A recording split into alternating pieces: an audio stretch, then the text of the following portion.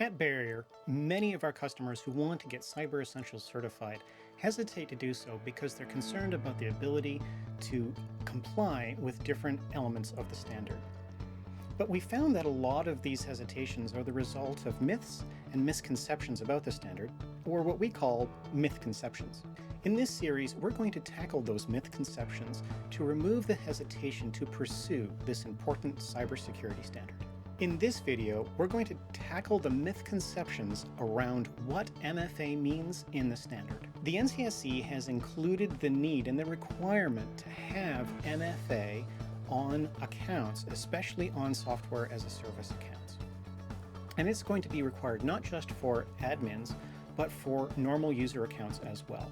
There are often a lot of very good reasons why an organization can't enable multi-factor authentication on some services, maybe because they don't offer it, and that's covered in another video. And sometimes some accounts and some people using accounts within the organization can't use your typical phone-based multi-factor authentication, either an SMS text or something like an authenticator app that shows rolling 6-digit codes that you normally put in as part of your login process. There are a lot of good reasons why maybe that can't happen. But the NCSC has provided a lot of MFA equivalent options that you can consider. And using these options in those accounts that require MFA, you can use these other options as an alternative. And they're not phone-based or SMS-based, and they don't require an app on a phone. These options fall into two categories. One, stopping brute force attack attempts on accounts, and password complexity rules. For brute force attack prevention, you need at least one of two things. You either need to be able to throttle the number of attempts that can be made, so you have an increasing timeout for when login failures happen, so that it makes it impossible to do rapid fire brute force login attempts, or locking the account after 10 unsuccessful login attempts. So you need at least one or both of those things. In terms of password complexity, you have two options that you can use one or both of.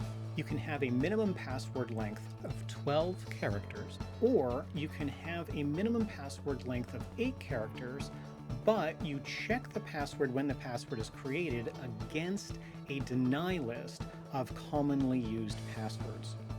For both of these options, you need to make sure that there's no maximum limit on what the password can be.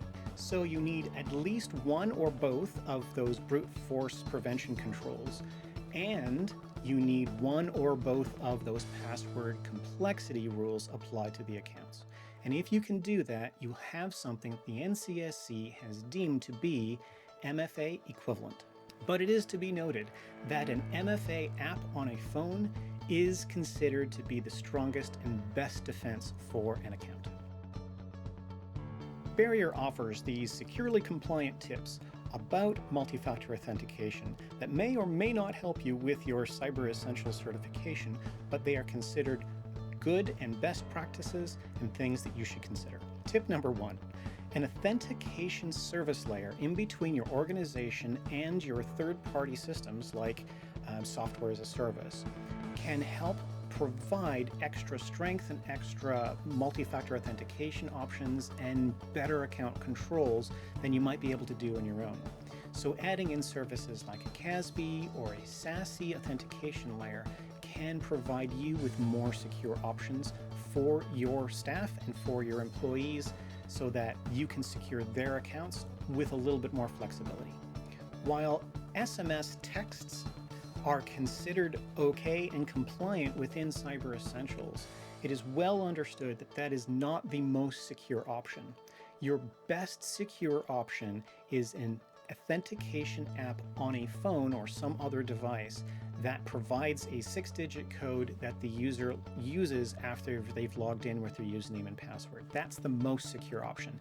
SMS is okay, but we need to start transitioning from that to different options.